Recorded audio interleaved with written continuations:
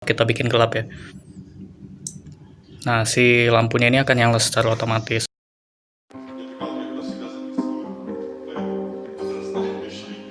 Halo guys, kembali lagi bersama saya Denis Alexander dari Universitas Kristen Duta Wacana Prodi Informatika. Nah, pada pertemuan kali ini saya akan membuat project IoT final untuk tugas akhir saya.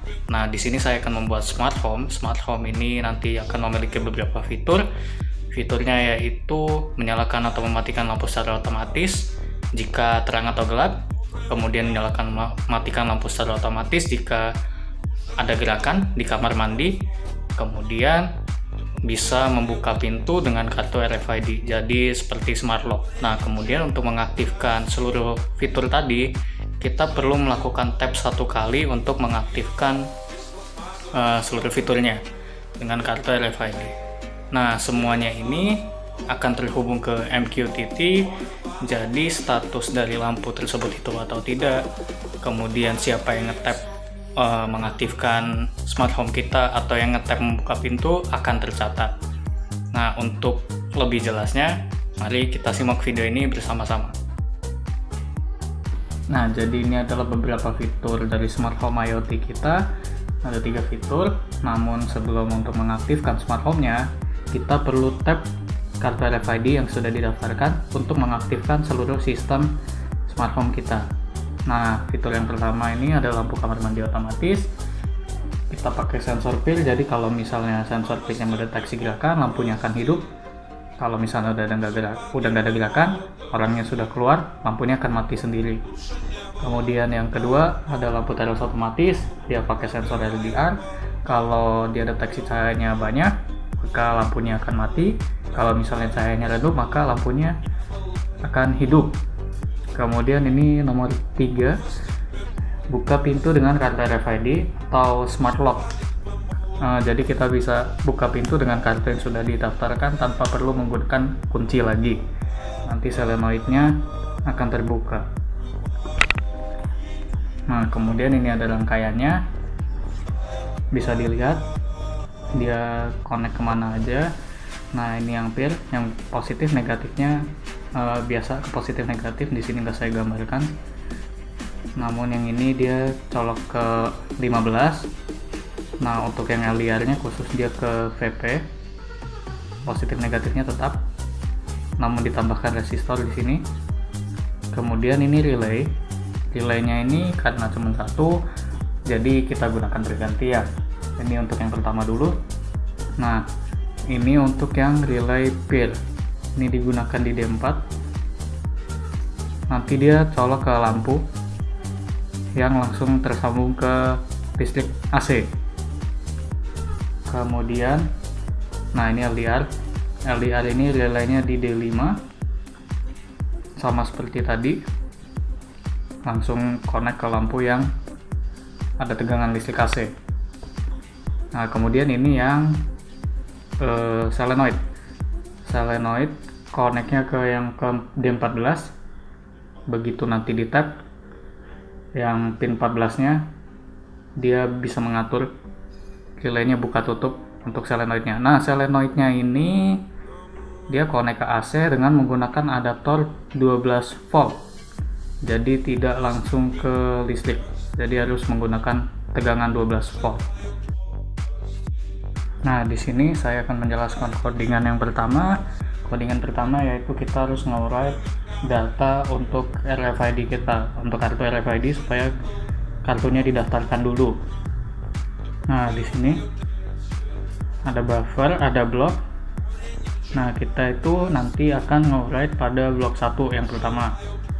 Blok 1 itu discard is belong to, maksudnya jadi kita simpen nama kita, misalnya namanya Denis Alexander, kita simpen di blok 1 dan di blok 2, jadi kita menggunakan 2 blok untuk nulis nama.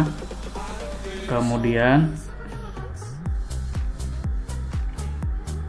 nah, ini unique, enter unique one. Nah, kita gunakan blok 4 dan gunakan blok 5. Jadi maksudnya tadi kan blok yang 1 itu untuk nama Denis Alexander, kemudian unique ini seperti password, jadi bersifat rahasia, cuman kita doang yang tahu. Kalau misalnya orang lain nggak tahu, mereka nggak bakal bisa ngawrite kartu ini. Jadi kalau misalnya mereka pun ngawrite dengan unit yang salah, mereka nggak akan bisa masuk ke rumah kita. Nah, di sini blok 4 dan blok 5 yang digunakan untuk ngawrite unit. Unitnya yang saya pakai di sini yaitu ini, angka random. Nah, ini langkah awal yang harus kita lakukan. Jadi kita harus ngawrite dulu ID-nya ke RFID nomor 1, kita write ID sama nama. ID itu fungsinya untuk sebagai autentikasi kalau kartu ini bisa digunakan untuk smart home ini, dan nama itu nanti supaya kita tahu siapa yang nge-tap smart home ini untuk aktivasi dan nge-tap untuk buka pintu. Jadi kita bisa tahu siapa namanya, nanti akan tercatat. Kartu RFID 1, kartu RFID 2, dan yang terakhir kita akan tes ini kartu RFID, nanti ID-nya kita bedakan. Oke, kita mulai dari yang pertama dulu. Kita tempel. Kita tulis namanya siapa, misalnya Dennis Alexander. Nah, ini uniknya sudah saya siapkan sebagai autentikasi. Jadi ada kode unik yang orang lain tidak tahu, cuma kita yang tahu saja supaya bisa buka smart home ini dan buka pintu. Ini kartu RFID 2. Namanya Hachiko, uniknya sama. Terus kartu RFID 3 yang kosong, namanya Dennis Alexander juga. Nah, tapi uniknya kita bedakan, misalnya ini saya tulis asal, jadi berbeda dengan yang tadi. Oke, itu untuk proses penulisan RFID. Sekarang kita lanjut ke proses berikutnya. Nah, kemudian ini adalah coding yang kedua, yaitu untuk sistem smart home kita. Pertama ada SSID pas, kemudian ini string unit disediakan gunanya untuk nanti autentikasi apakah uniknya sama atau tidak, belongs to untuk namanya siapa. Misalnya yang login Dennis Alexander, nanti akan ditulis namanya Dennis Alexander di MQTT. Kemudian ini inisialisasi biasa, kemudian WiFi seperti biasa. Nah, ini untuk SP32 nya connect ke MQTT, ini sudah saya sediakan. Username nya kim2u, passwordnya kim3u. Nah, kemudian ada fungsi message receive. Kalau misalnya di sini dipakai untuk topik master. Kalau misalnya master itu tidak dicentang, maka dia akan mengirimkan payloadnya 0. Jadi kalau misalnya payloadnya 0, kita akan mematikan seluruh smart home-nya. Untuk mematikan smart home itu fungsinya, jadi kita tinggal restart aja SP32 kita. Kemudian ini void setup-nya. Nah, klien bikinnya broker.shifter.io. Kemudian ini fungsi nyalakan peer. Jadi misalnya kalau peer-nya mendeteksi sesuatu, kita akan nyalakan peer-nya. Terus kemudian kita akan mengirimkan topik ke lampu kamar mandi. Isinya payloadnya hidup. Jadi misalnya di MQTT kita sudah ada topik lampu kamar mandi, nanti tulisannya muncul sendiri hidup. Kalau tidak, maka dia akan mati kalau misalnya nggak ada gerakan. Kemudian ini nyalakan LDR.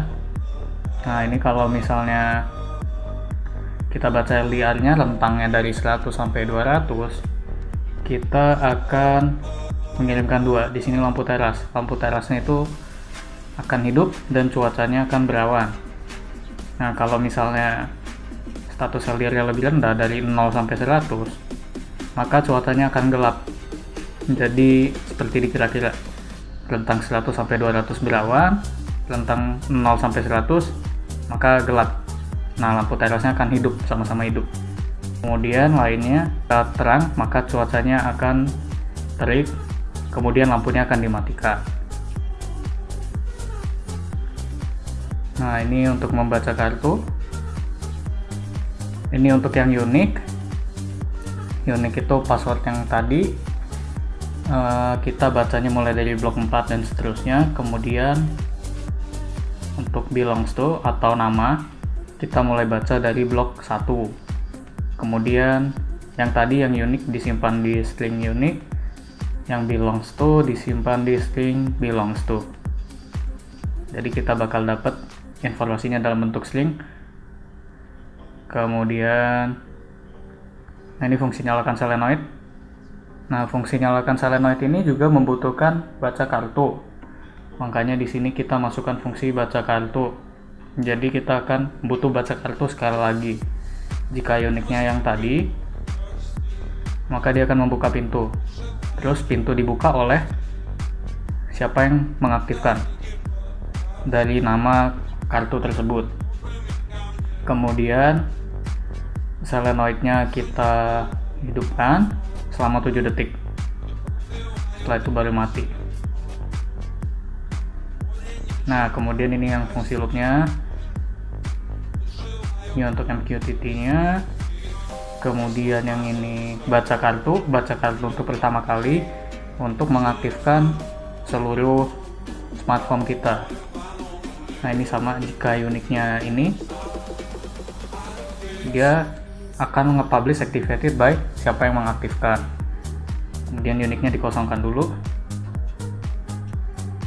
Kemudian dia baru akan menjalankan smartphone kita di sini. Jadi nyalakan solenoid. Kemudian ini kirim master. Jadi masternya dia state-nya akan 1. Nanti bisa kita tidak centang. Kalau tidak centang maka 0, maka dia akan ngulang lagi fungsinya ke atas. Jadi smartphone IoT-nya mati.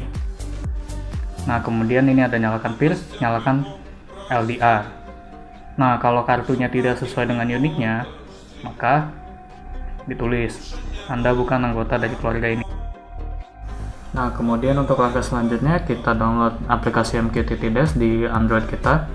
Nah, ini sekarang udah ke download, kita buka aja. Nah, ini kita buat baru. Misalnya Smart Home 1. Addressnya broker.shifter.io.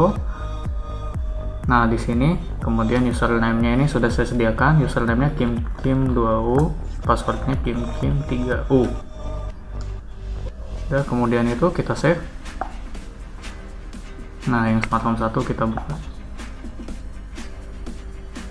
Nah, dia terkoneksi, di sini muncul. Ini yang barusan kita buat, MQTT Dash-nya.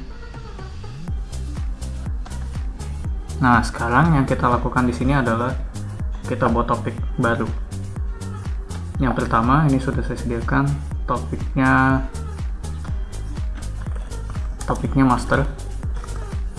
Jadi master ini fungsinya nanti kalau misalnya ada kejadian yang tidak menyenangkan, bisa kita matikan langsung fungsi smart home IoT-nya. Jadi semuanya langsung mati. Kemudian yang selanjutnya, nah kita lihat di sini ada cuaca, kita tulis saja cuaca. Jadi misalnya sensor LDR-nya deteksi cahayanya berapa, kira-kira mendung, nanti ditulis mendung. Atau misalnya cuacanya gelap, ditulis gelap.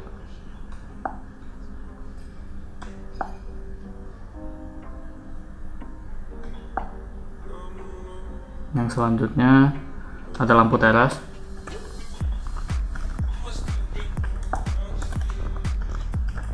Nah, ini kalau misalnya lampu terasnya hidup, maka akan ditulis hidup, kalau mati akan ditulis mati.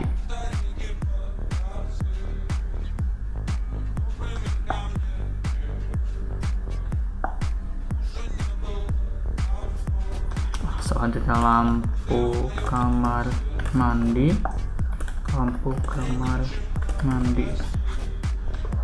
Ini juga sama, kalau lampu kamar mandinya mati maka ditulis mati, kalau lampu kamar mandinya hidup ditulis hidup.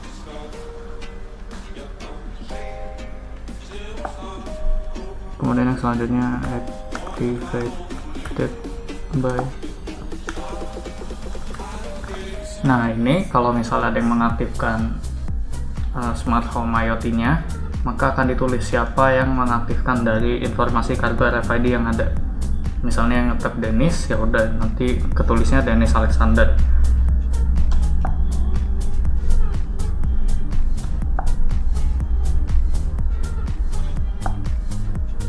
Kemudian terakhir pintu dibuka.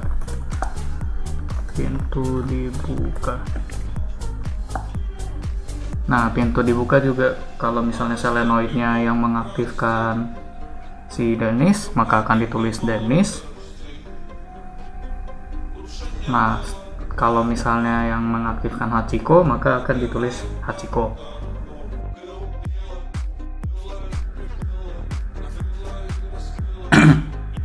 Nah, sekarang saya akan menjelaskan tentang yang ada di MQTT-nya pada smartphone. Sini ada master. Ini kalau misalnya master itu kecentang, berarti smart home-nya aktif.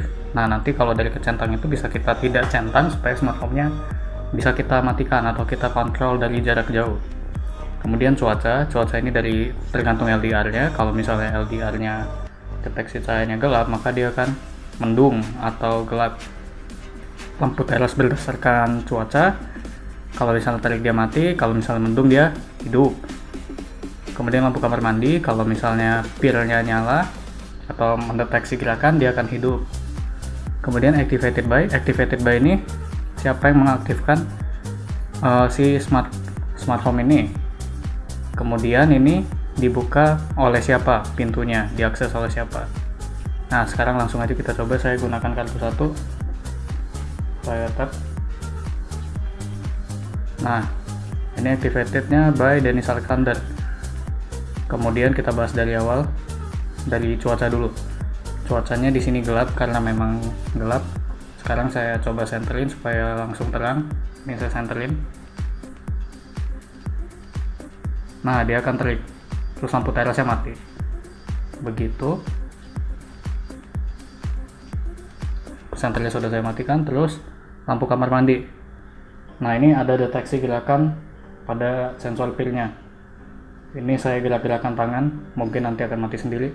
Kemudian activated by, ini yang tadi, siapa yang mengaktifkan si smart home-nya.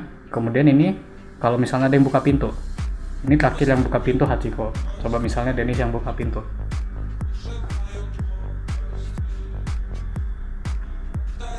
Nah, pintu dibuka di sini oleh Dennis Alexander. Misalnya Hachiko yang buka lagi. Ini saya tap kartu nomor 2. Nah, dia kecatat Hachiko lagi. Terus misalnya kita ingin mematikan seluruh smart home kita, yang masternya tinggal kita tidak centang. Maka masternya jadi 0. Terus kemudian dia connecting lagi, dia merestart smart home-nya. Jadi kita harus melakukan tap lagi. Misalnya ini yang tap Hachiko. Nah, begitu dia baru aktif lagi.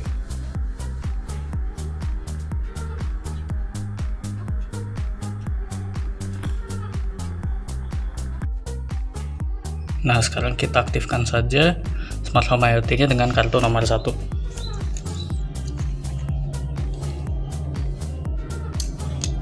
Nah, ini sudah aktif. Nah, ini mumpung cuacanya terang, maka lampunya akan mati. Nah, kalau misalnya agak gelap, kita bikin gelap ya. Nah, si lampunya ini akan nyala secara otomatis. Dan dia pun akan ditulis kalau lampunya lagi nyala atau tidak.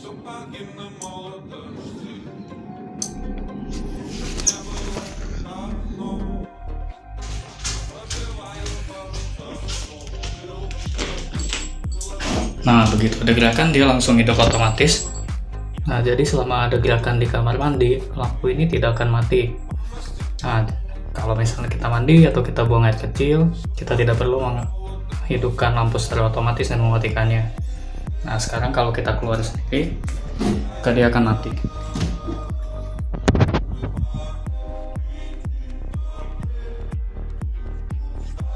Nah, lampunya akan mati. Nah, ini adalah yang solenoid. Misalnya kalau di pintu ya seperti ini saja.